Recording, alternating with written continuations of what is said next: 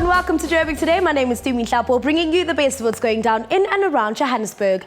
Last month, a lion photographed in the streets of Braamfontein made social media headlines. We decided to get to the truth and chatted to Dale Edwards of Joburg Film. Check it out.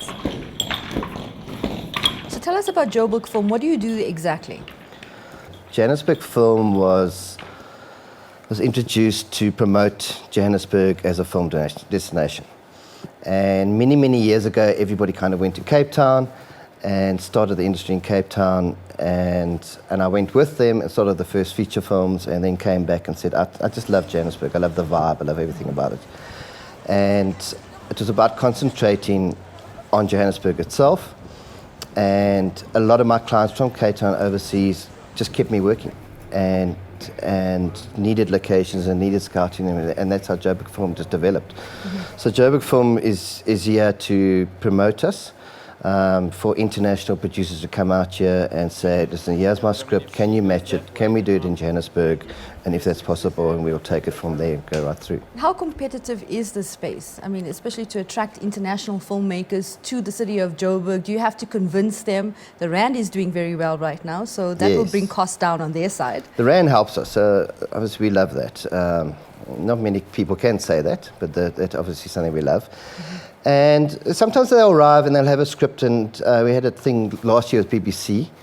BBC needed an American prison, so we scouted in Cape Town, we scouted in Durban, and the next thing the executive producer phoned me and said, listen, I've got a problem, we're battling here, we can't find this prison, if we can't find this prison, we're going to land the shoot. Mm-hmm. And they landed the next morning, and you put them in a van, and we all go around and we look, and you've got to take them to locations. It's really difficult, you have no chance to prep, nothing. What makes the city so attractive to accommodate these short notice, kind of locking traffic, short notice filmmaking? So it hasn't become too complicated yet. The Johannesburg Traffic Department is really helpful. I mean, one of the few cities in the world that can say, for instance, Judge Dredd, the 3D film, we locked off the whole double-decker bridge for 2 days. Obviously the Avengers blocked off all the streets in town, did incredible stunts in town. So it's those kinds of things that you can do in Johannesburg you can't do in other cities. I mean, our infrastructure is huge. We've got the best crews. We've got fantastic crews. The film equipment's brilliant. Hotels. So it's very cost efficient to shoot here.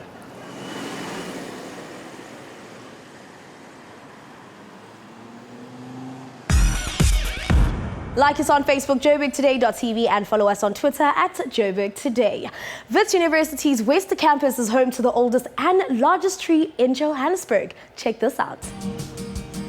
We're here at the Wits Blue Gum tree, one of the oldest and largest trees in Johannesburg.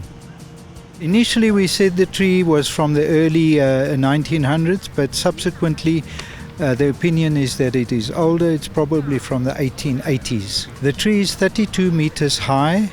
It's got a width of 38, nearly 39 meters, and the girth, the circumference at the base of the tree is 7 3/4 meters. It's not the biggest in Gauteng, it's the biggest in Johannesburg. The biggest tree in Gauteng is the Wonderboom in Pretoria, and this is the second biggest tree. The tree is on the University of the Witwatersrand's West Campus on an open space called the Gavin Reilly Green, and as you can see, it's very used by students. In the 1880s, when mining started in Johannesburg, around about 1886, blue gums were brought to South Africa as an experiment for props in the mines. And that's why there is quite a lot of blue gums in this area. Champion Tree was started by the Department of Water Affairs in 1998, and the idea was to preserve trees of national interest, trees of exceptional size or age, and that have got some historical interest.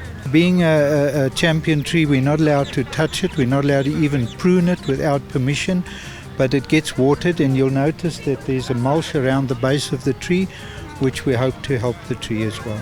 Champion trees such as this one are an asset to our country, and we should really appreciate them. I'm Sphia Matebula for Joburg Today.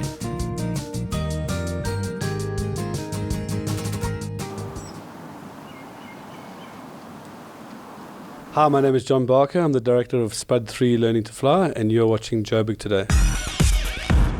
That's all for today. For more on the city, do check out our playlist. From myself, Tumi Nhlapo, and the Joburg Today crew, it's goodbye.